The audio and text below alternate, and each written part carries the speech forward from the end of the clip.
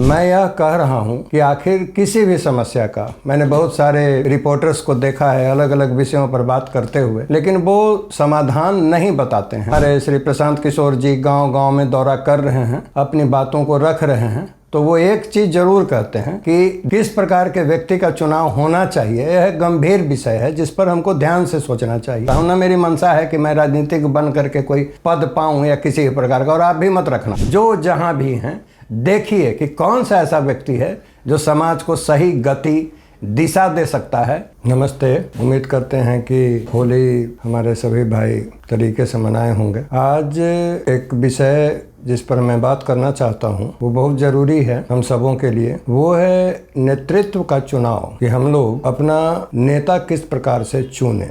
इसकी ज़रूरत है, इसकी वैचारिक ज़रूरत है, और शायद वैचारिक ज़रूरत पूरी होने से बाकी चीज़ें स्वतः हो जाती हों। तो जितने भी लोग हैं, जो भी जहाँ भी हमारे जो पहले से जिन लोगों ने जो हमारे पहले से जिन्होंने नेतृत्व किया है, शायद कुछ उम्र के कारण और कुछ वास्तविक जो परिस्थितियाँ हैं इसके कारण हम लोग अभी अपनी बातों को, हमारे जो पुराने लोग हैं, तरीके से अलग अलग जगहों पे शायद नहीं रख पा रहे हैं। और इसका एक बड़ा कारण यह भी है कि अभी सवर्ण समाज के लोग कहीं भी नेतृत्व, नेता बनने के लिए तैयार नहीं हैं। आप कहीं भी किसी भी प्रखंड कार्यालय में, किसी भी समाहरणालय में कहीं भी जाएं तो जो भी चर्चा करने वाले लोग हैं वो लोग हैं जिनको किसी भी चीज़ से कोई मतलब नहीं है, लेकिन वो अब अलग अलग तरीके से अपनी अपनी बात रख रहे हैं।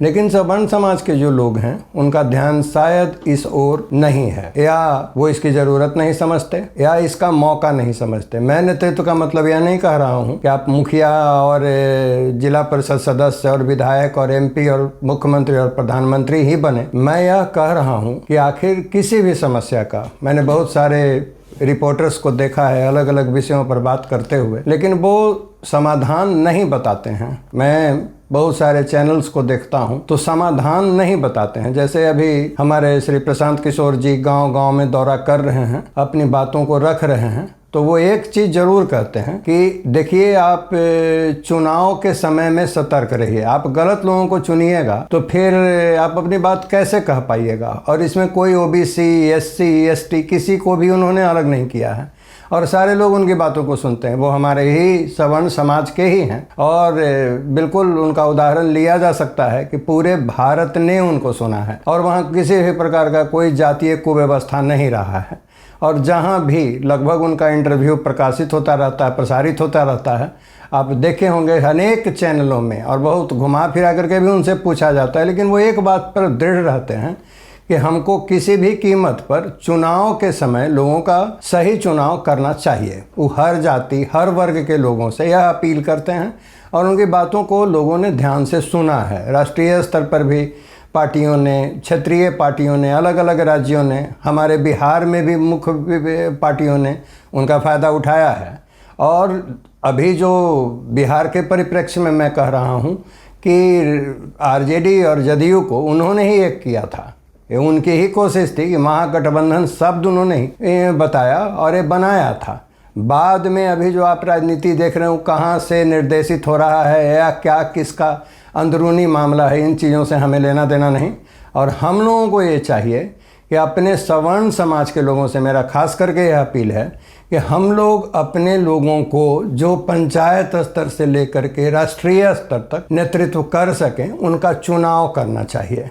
वो बेरोजगार हों यह ज़रूरी नहीं है, वो ऐसे लोग हों। सवाल उठता है कि हम लोग चुनेंगे किनको और किस लिए, एक किस प्रकार के व्यक्ति का चुनाव होना चाहिए। यह गंभीर विषय है जिस पर हमको ध्यान से सोचना चाहिए। तो पहला चीज़ है अनुभव। अनुभव जरूरी है। दूसरा नियत, जिनमें यह नियत हो कि हमें लोगों के लिए कुछ करना है। लोग कोई वर्चुअल एक दुनिया है जो किसी के खास, किसी को पैर दबाना नहीं है, और न किसी के लिए आपको खड़ा रह करके उसका घर का मरम्मत करना है। लोगों के लिए का मतलब है कि भविष्य की योजनाएं, ऐसी कौन सी सोच हो, ऐसी कौन सी योजनाएं हैं जो भविष्य में सबको साथ लेकर के भी अगर हम लोग चलें तो क्रियान्वित किया जा सके, जिसका क्रियान्वयन संभव हो। तो इसके लिए हम लोगों को एक मैं जिक्र कर रहा हूँ, जो हमारे एक सीनियर हैं, उन्होंने कहा कि पहला काम तो यही है कि हु लीड द सोसाइटी, सबसे फर्स्ट कि लीड कौन करेगा, पहले तो इसका चुनाव करें। और स्थानीय स्तर से लेकर के राष्ट्रीय स्तर तक इस बात पर हम लोगों को ध्यान देने की ज़रूरत है कि हम लोग चुनाव क्यों करें, कैसे करें, किनका करें और इसका उद्देश्य क्या होगा। और यह बहुत ज़रूरी बात है कि किसी भी व्यक्ति का, जिनका भी हम लोग जिस स्तर पर भी चुनाव करें, उनका नियत और अनुभव उनके साथ होना चाहिए और उनमें यह जुनून होना चाहिए कि वो लोगों को साथ लेकर के चल सकें, सब लोगों को उसके विषय में बता सकें। अभी आप घर से निकलते हैं, जो कहीं भी है, दिशाहीन हमारा जो समाज है वो दिशाहीन है। जितना लंपट चोर आवारा है, जो दूसरा इधर उधर का पार्टी का जो लोग है, जो बाकी अलग अलग जातियों से अलग अलग ढंग से आता है, वो लोग अपना अपना बात अलग अलग जगह पर, कोई मुद्दा उसके पास नहीं है तब भी अपना बात बोलता चलता है। और जो हमारे लोग हैं, हमारे समाज के किसी भी लड़का से पूछिए कि राजनीति से तो लगता है कि हम लोगों का दूर दूर तक लेना ही देना नहीं रहा है। मैं खुद भी कोई राजनीतिज्ञ बनने के लिए यह बात नहीं कर रहा हूँ, ना मेरी मंशा है कि मैं राजनीतिज्ञ बन करके कोई पद पाऊँ या किसी प्रकार का। और आप भी मत रखना। होना यह चाहिए कि हम अपने लोगों को किस प्रकार से निर्देशित कर सकते हैं, किस स्तर पर। सबसे पहले समानता का भाव, दूसरा नैतिक अनुशासन, तीसरा पढ़ाई पर जो जरूरी इंफॉर्मेशन है उनके बीच में शेयर करना, चौथा उनके लिए रोजगार का प्रबंध करना, रोजगार के बारे में बताना, और पांचवा सामूहिक रूप से एक हंसी खुशी के माहौल में कैसे रहा जा सकता है इसकी परिकल्पना करना। हमको लगता है कि एक नेता में इतना अगर साधारण गुण हो तो वो नेता बन सकते हैं। और नेता का ज़रूरत समाज को हमेशा होता है वैचारिक बोध के लिए। अब उदाहरणार्थ हम किसी चिकित्सक को, अभी हम अपने समाज के, सवर्ण समाज के किसी चिकित्सक को ही ले लें, उनको आपके ग्राउंड से वो ऑपरेशन थिएटर में अच्छा काम कर सकते हैं, वो एक अच्छा MBBS MD डॉक्टर हो सकते हैं, लेकिन खेतों में वो जाकर के क्या करें। जो लोग वहाँ पे, जिनको अभी मैट्रिक पास किया है, इंटर पास किया है, ग्रेजुएशन किए हैं, काम नहीं मिल रहा है, उनके लिए वो क्या कर सकते हैं, आप ही बताओ। लेकिन अगर यही कोई इंडस्ट्री में काम किया हुआ, जो अलग अलग जगहों पर अच्छे पदों पर रहे हों, जिनका लंबा अनुभव रहा हो, या जो कृषि के क्षेत्र में काम किए हों, जो डेयरी में हों, फिशरीज में हों, फॉरेस्ट्री में हों, बायोटेक्नोलॉजी में हों, अगर ऐसे लोग आपके नेता हों, आपके पंचायत के हों, आपके प्रखंड के हों, विधानसभा में हों, लोकसभा में हों, तो शायद हर घर को वो फ़ायदा देने में सक्षम हैं। तो मेरा सिर्फ यह कहने का मतलब है कि चुनाव का आधार होना चाहिए कि हम किस आधार पर चुन रहे हैं। और रिक्वेस्ट कर करके, अभी जो नेता बनने के लिए लोग आते हैं जिनको कोई काम नहीं है, वो सोचते हैं कि हमको नेता बनना है, ऐसा नहीं है। नेता उनको बनना चाहिए जो खुद में सक्षम हो। पहले उनकी सक्षमता की पहचान होनी चाहिए कि उनमें क्या दम है, वो क्या कर सकते हैं। और एक सार्वजनिक बात है जो कहीं भी किसी भी जगह पर आदमी अपने समाज में बैठ करके कर सकता है कि आप हम लोगों के लिए क्या कर सकते हैं।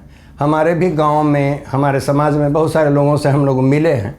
हमारा उनसे सवाल होता है कि हर लोगों को फ़ायदा देना, ज़रूरी फ़ायदा देना, फ़ायदा मतलब ठेका दे देना नहीं, या कोई ऐसा गैर कानूनी काम करके कमाने के लिए नहीं, जो ज़रूरी फ़ायदा है उसके लिए आप क्या कर सकते हैं। तो ये एक गूढ़ विषय है जिस पर बातचीत की जानी चाहिए।